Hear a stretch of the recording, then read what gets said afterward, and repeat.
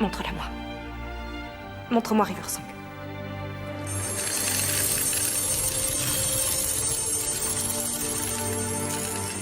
Et bonjour à toutes et à tous, on se retrouve de nouveau sur DNSU pour une petite analyse d'un nouveau personnage de votre série favorite, Doctor Who. Alors aujourd'hui, de qui on va parler? Eh ben on va parler de Riversong. Donc cette petite analyse sur Riversong sera découpée en deux parties. Donc ceci est la première partie. Donc Riversong, qui est née Melody Pound, est la fille de Rory Williams et d'Amy Pound, a été conçue peu avant le mariage de ses parents dans le TARDIS. Donc Amy a été kidnappée et remplacée par une chair vivante pendant, ou peu de temps après, sa lune de miel. La chair vivante fonctionnait comme un avatar à travers lequel Amy percevait l'existence comme si elle était présente à la place de la chair vivante. En réalité, Amy a été emmenée dans une église sur la base marine de l'astéroïde, la retraite du démon, au 52e siècle, pour faire naître Mélodie. Après la naissance de Mélodie, sur la retraite du démon, Amy a insisté pour utiliser son nom de famille de jeune fille, pour Mélodie. Amy a estimé que Melody Williams était le nom d'un professeur d'un géographie, tandis que Melody Pound évoquait un super-héros. En moins d'un mois, Melody était remplacée par un clone et enlevée à sa mère par Madame Kovarian au XXe siècle, pour être élevée pour tuer le docteur. Elle a été choisie pour cette tâche en raison de sa conception dans l'incontexte du temps. Ça lui a donné le potentiel de grande force et de génération, de piloter le TARDIS et de comprendre les principes complexes du temps et de l'espace. C'est à travers son clone que Melody a rencontré pour la première fois son père, Rory Williams, et le 11e docteur.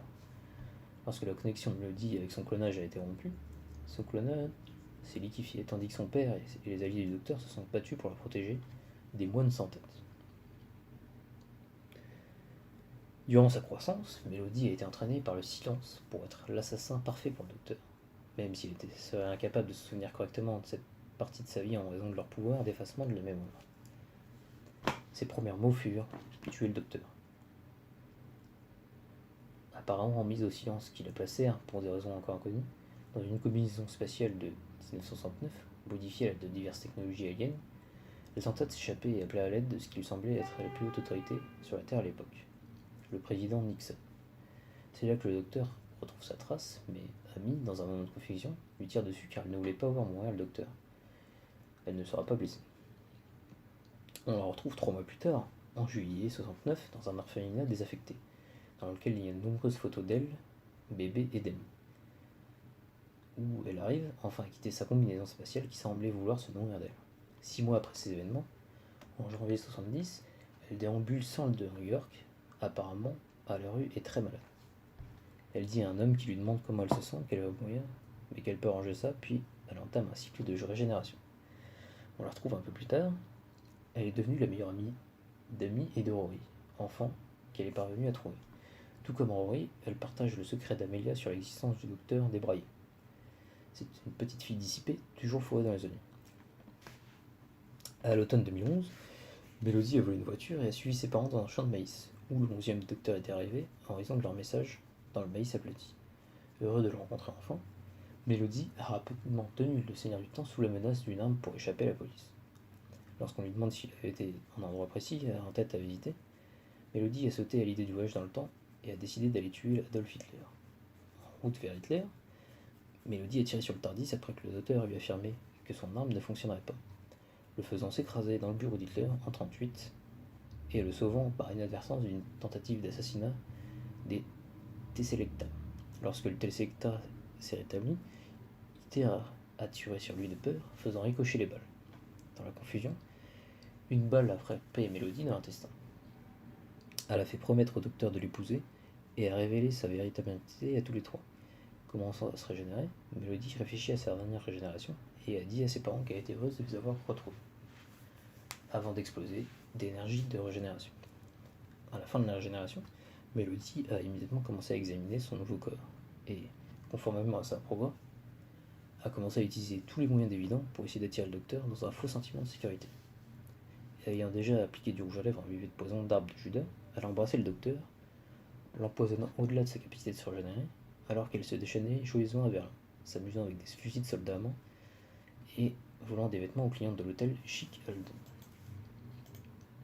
La Tesselicta, après avoir été emmené ses parents à bord, décida de punir River pour le meurtre du docteur, mais le docteur les arrêta. Alors que ses parents risquaient d'être tués par des anticorps, Mélodie fut prise de voir le docteur ignorer sa douleur pour les sauver.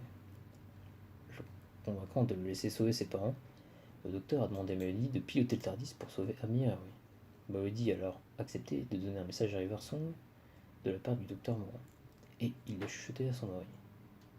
En demandant qui était River, Amy fit transformer le Tesselicta en la nouvelle incarnation de Mélodie. Mélodie a réalisé qu'elle était la personne que le docteur n'arrêterait pas d'appeler à l'aide et l'a réveillée avec un baiser, utilisant toutes ses régénérations restantes pour le ramener à la vie.